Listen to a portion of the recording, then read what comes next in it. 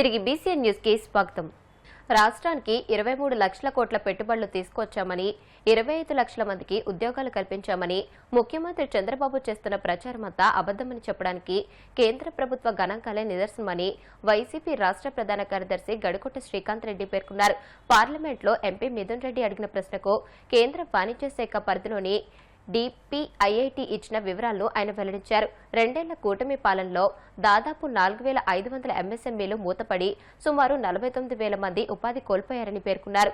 YCP హయాంలో is of doing business లో number 1 గా ఉన్న ఏపీని 2 ఏళ్లలో చంద్రబాబు 8వ స్థానానికి దిగజార్చారని ఆగ్రహం వ్యక్తం చేశారు. మాట్లాడినప్పుడు ఎదురుదాడి చేసే సిద్ధాంతాలు కాకుండా జరుగుతున్నటువంటి నష్టాన్ని సమీక్షించుకొని రాబో రోజులలోనే ఈ రాష్ట్ర భవిష్యత్తు గురించి ఆలోచన చేయమని చెప్పి గౌరవ చంద్రబాబు గారిని కోరుతున్నాం. తన డబుల్ స్టాండర్డ్స్ మార్చుకోవాలి.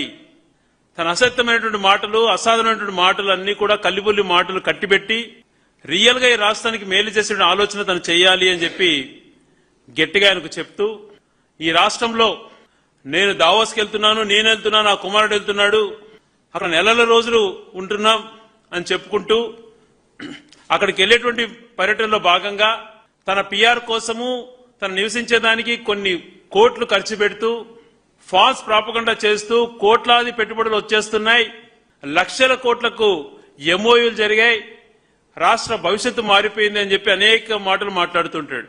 మొదటిగా ఈ అంశం పైన పార్లమెంట్లో గౌరవ పార్లమెంట్ సభ్యులు మిథున్ రెడ్డి గారు ఒక ప్రశ్న వేశారు. ఎన్ని లక్షల కోట్లు పెట్టుబడులు ఇక్కడికి వచ్చాయి, ఎంతమందికి ఉపాధి కల్పించారు ఇప్పటిదాకా ఈ 2 సంవత్సరాలలో అన్నటువంటి ప్రశ్న వేస్తే మినిస్ట్రీ ఆఫ్ కామర్స్ కు సంబంధించినటువంటి DPIIT department of promotion of industry and internal trade అన్నటువంటిది ఏదైనా కూడా FDIకి సంబంధించింది కానీ పరిశ్రమలు ఇక్కడ మొదలు పెట్టేటువంటి సంబంధించినటువంటి ఏదైనా కూడా అక్కడ కంపల్సరీ ఇన్ఫర్మేషన్ ఉంటుంది. వాళ్ళు ఇచ్చినటువంటి రికార్డు ప్రకారం ఈయన ఇప్పటిదాకా 23 లక్షల కోట్ల పెట్టుబడులు పెట్టామని చెప్పేటువంటి చంద్రబాబు నాయుడు గారు మాటలు అన్ని కూడా అసత్యమైనటివి. కేవలం ఈ 2 సంవత్సరాలలో 6,900 కోట్లు మాత్రమే ఇక్కడ పనులు జరుగుతున్నాయి. అందులో ఇవంతా కూడా కలిపి కేవలం 10 పరిశ్రమలకు సంబంధించిందే. అందులో 2 పరిశ్రమలు మాత్రమే పురోగతిలో ఉన్నాయి. ఈ 10 పరిశ్రమలు అయిపోతే కూడా 22,000 ఉద్యోగాలు క్రియేట్ అవుతాయి అని చెప్పి వాళ్ళు చెప్పారు. మరి వీళ్ళేమంటారు, 23 లక్షల కోట్ల పెట్టుబడులు వచ్చేసాయి, 25 లక్షల మందికి ఉద్యోగాలు ఇచ్చేశాము, మేము చెప్పినటువంటి నిరుద్యోగ భృతి అవసరం లేదు, ప్రతి ఒక్కరు ఉద్యోగాలలోనే ఉన్నారు, ఏ ఒక్క నిరుద్యోగ కూడా లేడు ఈ రాష్ట్రంలో, కాబట్టి మేము నిరుద్యోగ భృతి ఇవ్వాల్సిన అవసరం లేదు, 25 లక్షల మందికి ఉద్యోగాలు ఇచ్చేసామని చెప్తారు. మరి ఈ డేటా ప్రకారం చూస్తే ఏదైతే DPIIT ఇచ్చినటువంటి ఇన్ఫర్మేషన్ ప్రకారం మినిస్ట్రీ ఆఫ్ కామర్స్ సంబంధించినటువంటి ఇన్ఫర్మేషన్ బట్టి చూస్తే కేవలం 22,000 ఉద్యోగాలు మాత్రమే వచ్చాయి. మరి గత ప్రభుత్వం ఉన్నప్పుడు అరాచకం చేశారు, పారిశ్రామికవేత్తలు రాష్ట్రాన్ని వదిలి వెళ్ళిపోయారు, రాష్ట్రం అధోగతి పాలైపోయింది అని చెప్పి పదే పదే అసత్యమైనటువంటి మాటలు ప్రచారం చేసినటువంటి వీళ్ళు నిజంగా ఒక రాష్ట్రాన్ని ఎవరు అధికారంలో ఉన్నా ఎవరన్నా మంచి చేసినప్పుడు మంచినా అనకపోయినా రాష్ట్ర ప్రతిష్ట దిగజారే విధంగా ఇటువంటి ఆరోపణలు చేయకూడదు. కొంచెం ఇంకిత జ్ఞానం ఉన్న వాళ్ళు ఎవరు కూడా ఇటువంటి మాటలు మాట్లాడరు. వీళ్ళు అనైతికంగా మంచి జరిగినా కూడా దాన్ని యాక్సెప్ట్ చేయకపోగా దుర్మార్గంగా వచ్చేటువంటి పారిశ్రామికతను కూడా వీళ్ళు భయపడించే విధంగా అరాచకము ఏదేదో వీళ్ళు మాట్లాడారు కదా. మరి 2019 నుంచి 24 వరకు వైఎస్ఆర్సీపీ గవర్నమెంట్ ఉన్నప్పుడు ఈజ్ ఆఫ్ డూయింగ్ బిజినెస్ లో నెంబర్ 1 ఉన్నది రాష్ట్ర దేశంలో.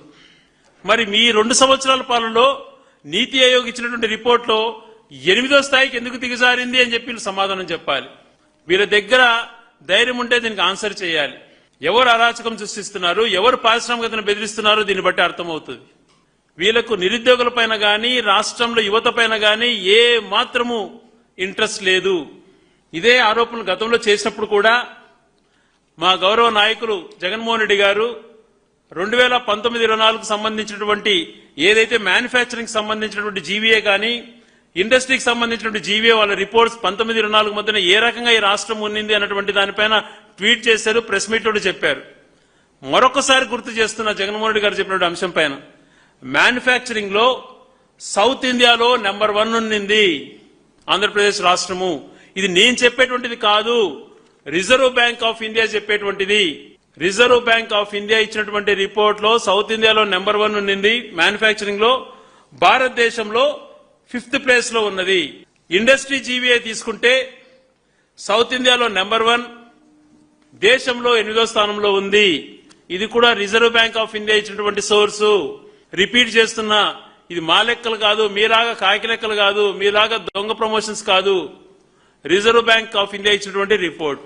మరి ఇండస్ట్రీలో కానీ మ్యానుఫ్యాక్చరింగ్ లో కానీ సౌత్ ఇండియాలో నెంబర్ 1 నుండి భారతదేశంలో 5th, 8th ప్లేసెస్ లో ఉన్నటువంటి ఆంధ్రప్రదేశ్ గతంలో 19 నుంచి 24 మధ్య ఉంటే. పశ్చిమ గోదావరి జిల్లా తాడేపల్లిగూడెం డీఎస్పీగా రవిచంద్ర బాధ్యతలు స్వీకరించారు. ఆయన ఇప్పటి వరకు భీమవరం దిశ డీఎస్పీగా పనిచేస్తూ బదిలీపై తాడేపల్లిగూడెం వచ్చారు. ఇప్పటి వరకు డీఎస్పీగా పనిచేస్తున్న డి విశ్వనాథ్ పశ్చిమ గోదావరి జిల్లా ఏఎస్పీగా పదోన్నతిపై వెళ్లారు. డీఎస్పీ రవిచంద్రకు సీఐలు, ఎస్ఐలు శుభాకాంక్షలు తెలియజేశారు. సబ్ డివిజన్ ఇన్ఛార్జిగా ఛార్జ్ తీసుకోవడం జరిగింది. ప్రస్తుతం భీమవరంలో మహిళా పోలీస్ స్టేషన్ డీఎస్పీగా పనిచేస్తున్నాను. తాడేపల్లిగూడెం సబ్ డివిజన్ ప్రాంతంలోని ప్రజలకు నిత్యం అందుబాటులో ఉండే విధంగా, అలాగే సామాన్య ప్రజలకు పోలీసింగ్ పూర్తిగా అందుబాటులో ఉండే విధంగా సబ్ డివిజన్ పోలీసులని కోఆర్డినేట్ చేసుకుంటూ ఉన్నతాధికారుల పనితీరుకు వాళ్ళు ఆదేశాలకు అనుగుణంగా పనిచేసుకుంటూ సబ్ డివిజన్లో ఎలాంటి శాంతి భద్రతలకు ఆటంకం లేకుండా ఉండే విధంగా చూసుకుంటాం. కోనసీమ తిరుమలగా వర్ధిల్లుతున్న వడపల్లి శ్రీ వెంకటేశ్వర స్వామి ఆలయంలో శుక్రవారం ప్రత్యేక పూజలు వైభవంగా నిర్వహించారు. మంగళ వాయిద్యాల నడుమ శ్రీ స్వామి అమ్మవార్లకు మేల్కొల్పు సేవను నిర్వహించిన అనంతరం ఐశ్వర్యలక్ష్మి హోమాన్ని జరిపించారు.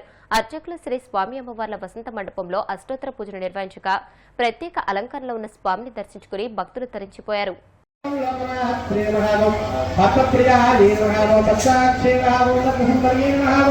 పద్మోత్పవాయ నమః ఓం నతుముఖే నమః ఓం పద్మనాభ ప్రజాయ నమః ఓం ప్రభాయ నమః ఓం పద్మమాలాధరాయ నమః ఓం దేవ్యే నమః ఓం భక్తిన్యే నమః ఓం భద్రకండిన్యే నమః ఓం పుణ్యకందాయ నమః ఓం శుక్రశంకాయ నమః ఓం ప్రసాదాభివగే నమః ఓం ప్రభాయ నమః ఓం చంద్రవదనాయ నమః ఓం.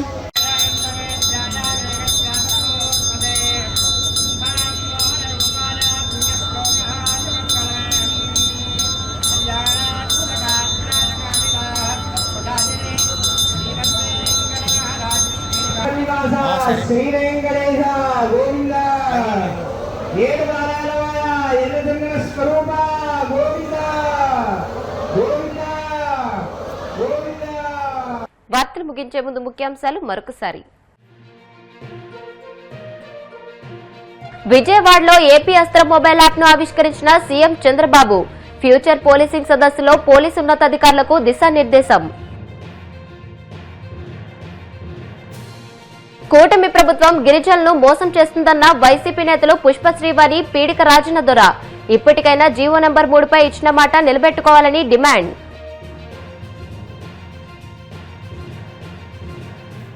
వైసీపీ హయాంలో ఈజ్ ఆఫ్ డూయింగ్ బిజినెస్ లో నెంబర్ 1 గా ఉన్న ఏపీని 2 ఏళ్లలో చంద్రబాబు 8వ స్థాయికి దిగజార్చారు. గడికోట శ్రీకాంత్ రెడ్డి ఫైర్.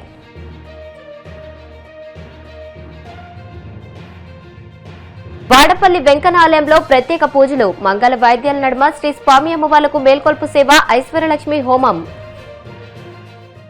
ఈ వార్తలు ఇంతటితో సమాప్తం. మరిన్ని వార్తల కోసం BCN digital YouTube channel, Facebook page ని ఫాలో అవ్వండి. అప్డేటెడ్ వార్తల కోసం ప్లీజ్ సబ్స్క్రైబ్.